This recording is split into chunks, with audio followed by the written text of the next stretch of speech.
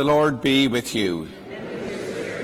A reading from the Holy Gospel according to Luke.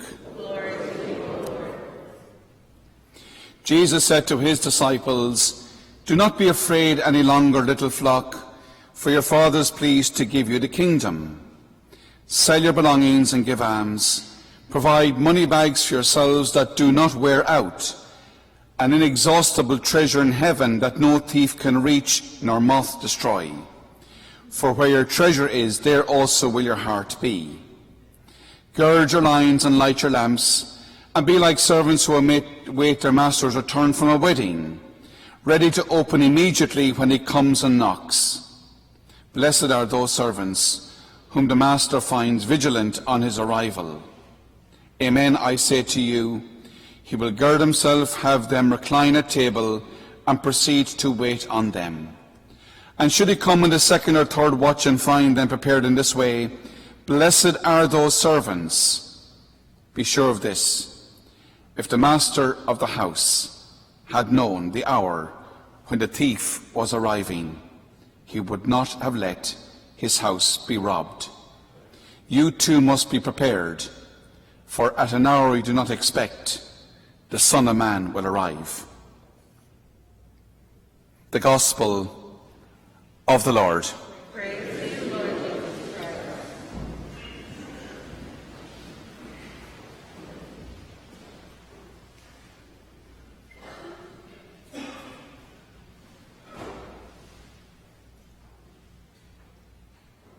This is my wallet. There's about $10 in it. Each of you, if I could begin with the fine gentlemen, probably have a wallet in your pocket, probably the car keys, and a mobile phone or a cell phone that should be off by now, because you're going to listen to me. The good ladies, I can speak with some authority because some of my siblings, I have a number of sisters. In your bag is probably your purse, your cell phone, your car keys. And then when you dive down and dive down and dive down into your bag, you probably have sun cream and moisturizer and perfume and all those wonderful things. I'm fascinated by women when they dip into the bag. Everything is there. Is it not? Yes. Am I telling the truth? Is there anyone think I'm making this up? Good. Exactly. That's what we're, I suppose, in many ways reflecting on today. That these are all very important. But there will be a moment and time in my life, this is going to be useless. Useless. No good to me anymore. Right now, because I'm healthy and active and alive, I'm privileged to enjoy the benefit of what this holds. And what my card will tell me is elsewhere for me, whether it's great or small. That's a privilege and a blessing, and you too have that privilege and that blessing too. And particularly if we have transport, or if we've defined benefits of the latest phones or gadgets, all those great things that we enjoy. But there will be a moment in time, no more, like kind of Scrooge, you know, the headstone is there, Father Arnold Rosney, born, died. What would the epitaphs say about me? Useless at golf, a terrible preacher, or he did his best. I think that's what I'd like on my headstone. I'm not going to have a mausoleum like the great Caesars had. Simple grave, maybe with the words, he tried his best, or he did his best.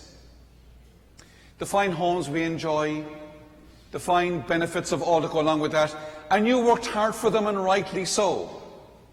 And they belong to you, and rightly so. And Christ never condemned any of us for all of those things. You know what's that in the gospel story? Christ never condemned someone for having the nice little things in life. Christ condemned the hypocrite, the one who was praying to God on their knees and going out and foul-mouthing their neighbour. That's what he condemned. He said to the rich young man, yes, you were a fine young man, but the young man was caught up with what he had. It was beginning to choke him. The benefits that he enjoyed were choking him to death. He was enslaved. We know the history of slavery. That's still there. It's within our lives on a spiritual level. Some people are still slaves spiritually because they can't just let go. They can't, if you like, open their arms, open the wider lenses of their eyes and see the wonder. If I look straight down at everyone at the back of the beautiful, the mini basilica here as I call it, I see doors and I see fine people standing there. But if I look around, what do you see? You see wonder. You see awe. You see the beauty of creation. You see the wonder and beauty of so many of you and your ancestors who put their hands in their pockets and built this church and St. Margaret's. That's what faith is. On the one hand, it's a personal story between you and God, absolutely. But it's also a shared story. I came across something recently that struck me, and it's very simple. We all want to get to heaven, but we don't want to die. We all want to get there. Yeah, Peter will open the gates, come on in. It's all yours, enjoy the benefits forever. But do we want to die? Hands up here who wants to die right now. Who doesn't? I don't. Why do I want to die?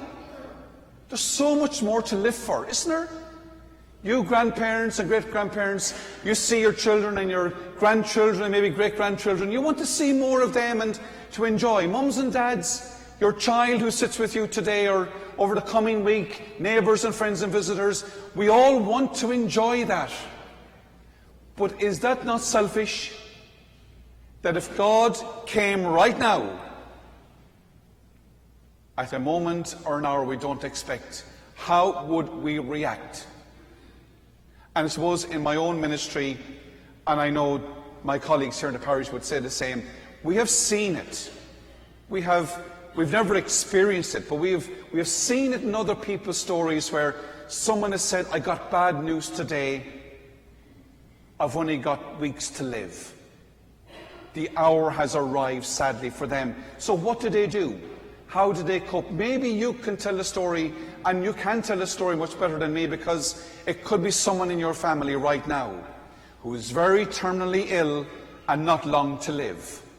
So perhaps, how are you reacting to that? Are you bringing, and of course it's traumatic and there's turmoil in your life, and maybe they're at peace, or maybe the vice versa. You're at peace and they are in turmoil. So how is that interconnectedness going on between you both that's bringing that sense of peace and joy? One of the things people often remark to me after death is the privileged moments that they were with their loved one before they left this world. And they often say to me, nothing could ever buy it. There was something mysterious about it, that it was like a time zone. They were in their own twilight zone at that time. That was something wonderful. If that's heaven, well then it's closer than we think. And the final image I want to share in terms of the hour that we may never know. We've all come this morning from the most expensive place in our lives. And it's not the house. And it's not the car. And it's not any other material thing in that sense of the word. But it's your kitchen table. And probably it was maybe one of the least expensive items that you bought.